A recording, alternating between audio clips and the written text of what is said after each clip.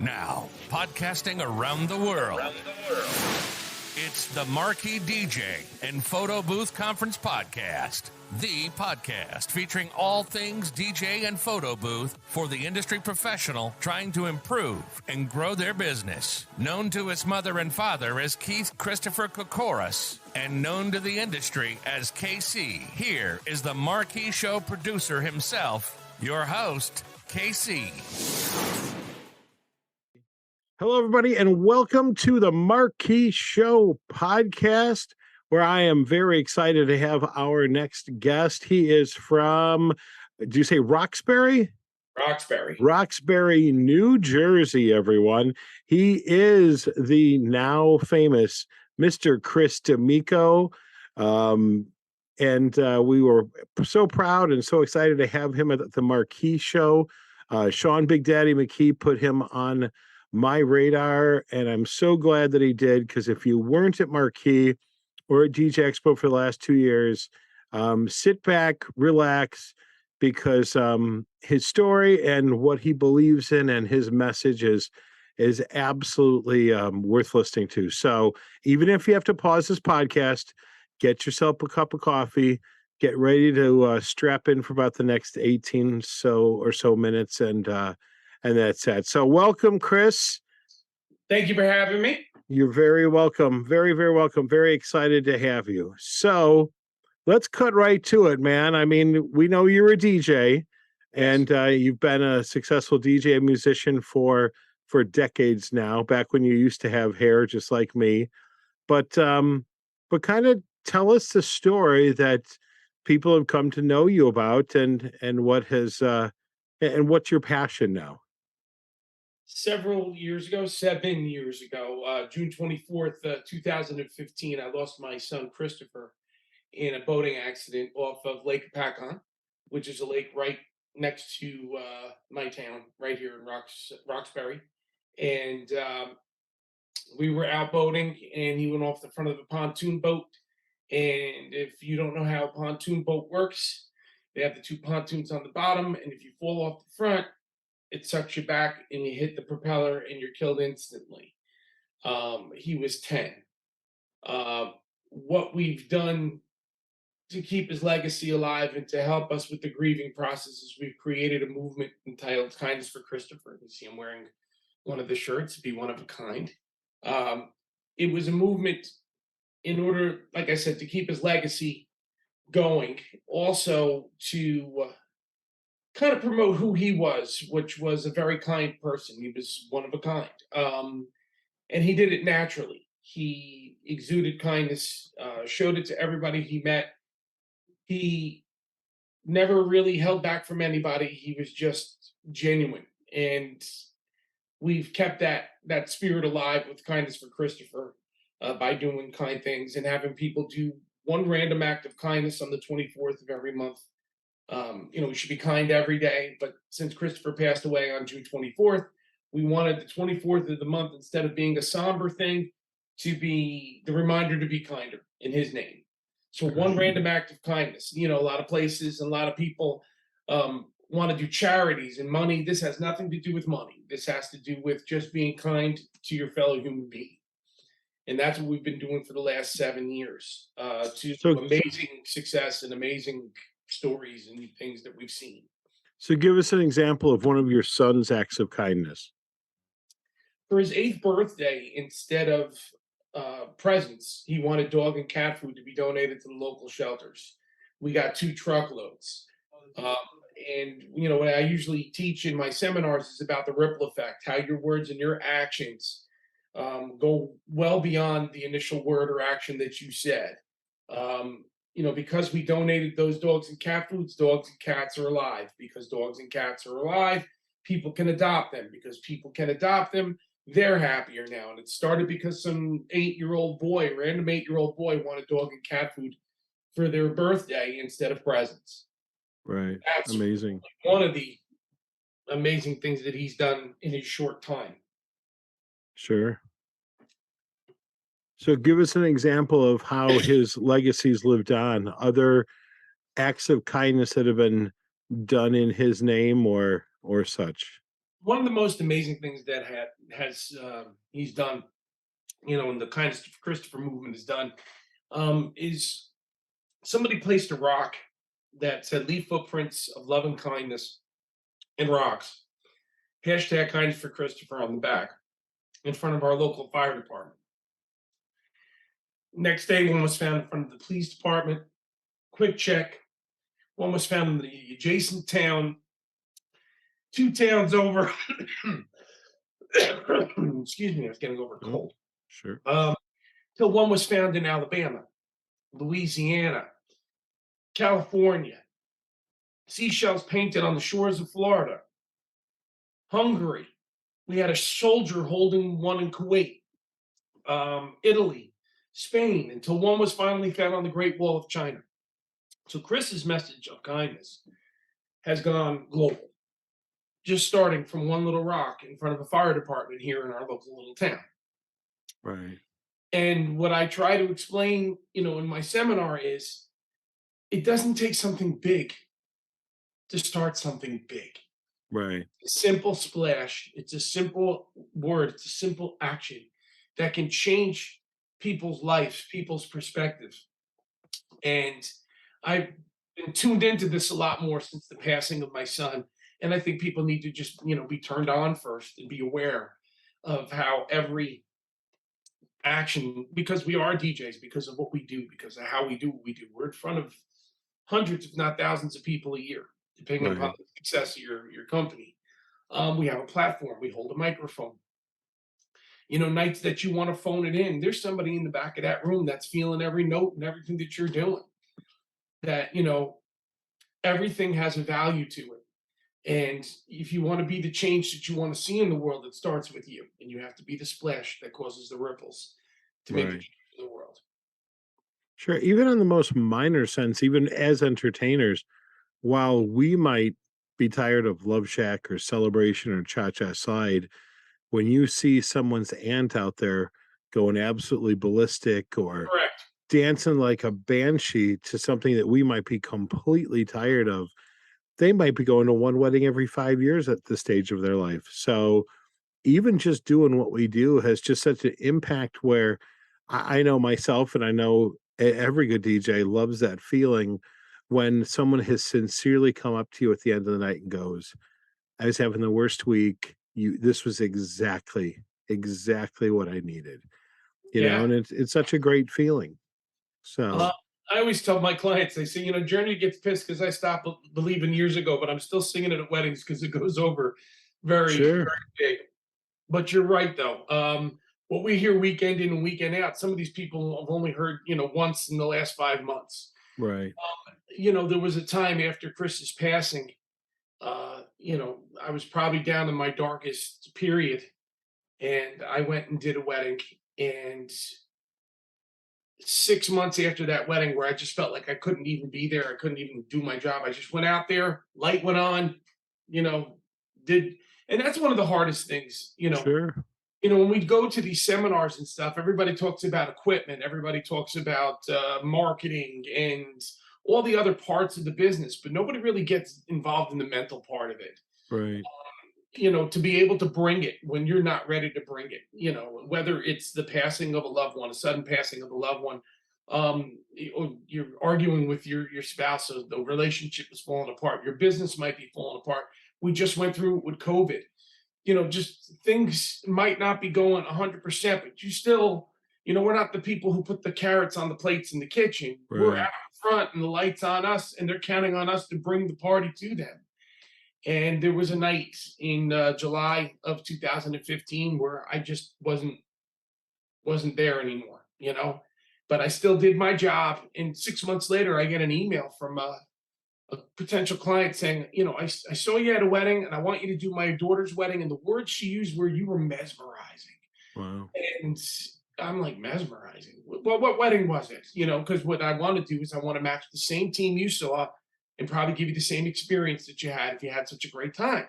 And she mentioned the exact date that I'm talking about. And I'm like, and that's when I learned that even in my darkest moment, even in your darkest moments, you're still bringing these people into the light. Right. So continue to be the light that you want the world to be. I learned these lessons the hard way. So I want to take my experiences, and when I speak to people who come to Marquee or DJX, um, or anywhere. It's or not just a anywhere DJ really, thing. Yeah. yeah, to just be aware. Be aware that you are making a difference in people's lives. Um, we have a tight community. Uh, how many times have I seen people pick up our own brethren at places? This one's hurt, this one's this, and we all seem to rally around each other, Sure. help each other out, professionally as well as personally. But when we're put in front of audiences like this and we're asked to shine in such unbelievable circumstances sometimes, know Well, that even within our own industry right now, the tragedy of New Jersey's own Chris Atwood, yes, having a heart attack and a stroke and not having the proper insurance. I mean, last I looked, there were tens of thousands of dollars raised through a simple GoFundMe, of which a lot of disc jockeys that know Chris from DJ Expo and stuff all stepped up to help his family. I have a similar situation with someone who owns a bridal salon out of Seattle, and they didn't do a GoFundMe. They did it's like a meal plan thing, so that while she's in ICU, you can feed her family and all these other things. So these platforms are great, but it all starts with the cause, and just your son is a shining example of just being a good person. You know. you know he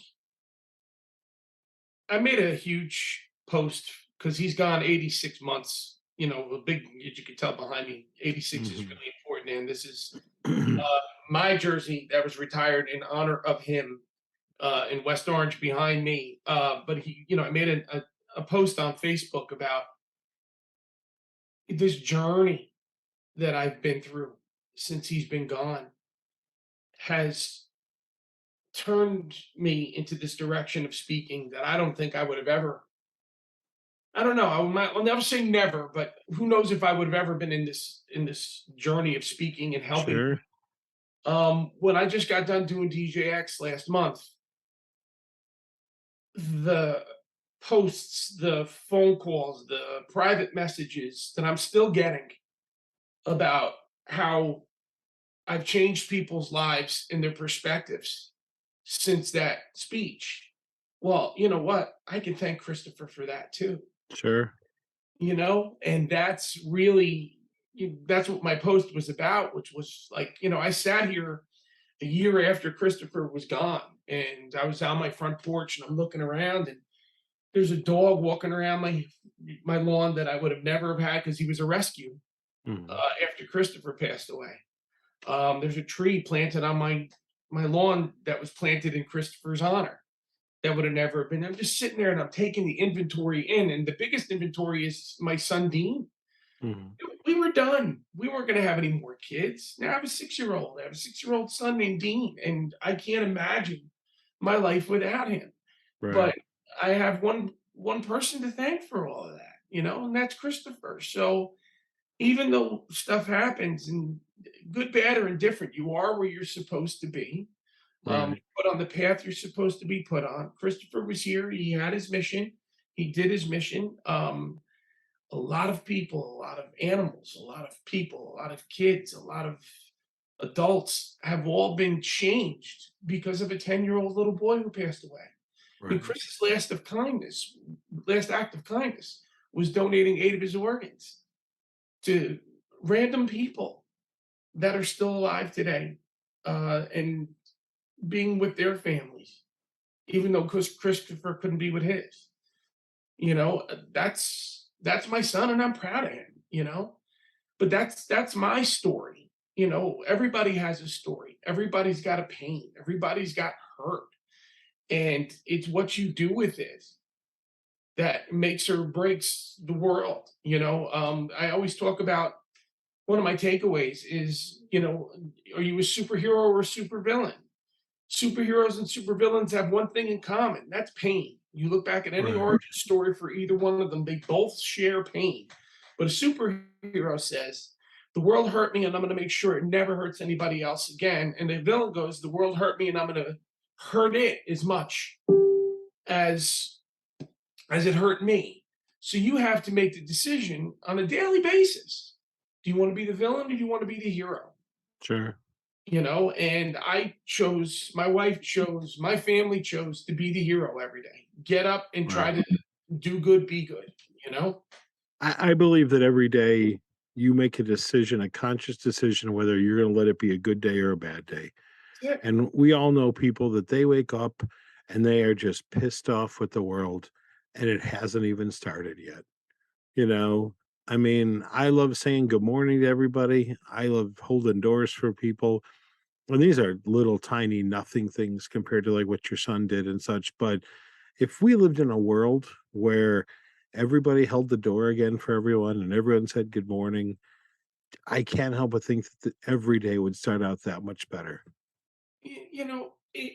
It's. I used to sit back and I used to say, is it me? Because I'm getting older now. I mean, this world is changing and get off my lawn. I used to think it was maybe that. A lot of things have been designed and a lot of things have happened that have just kept driving wedges between people, making people side-eye people and trust people less or want to help people less.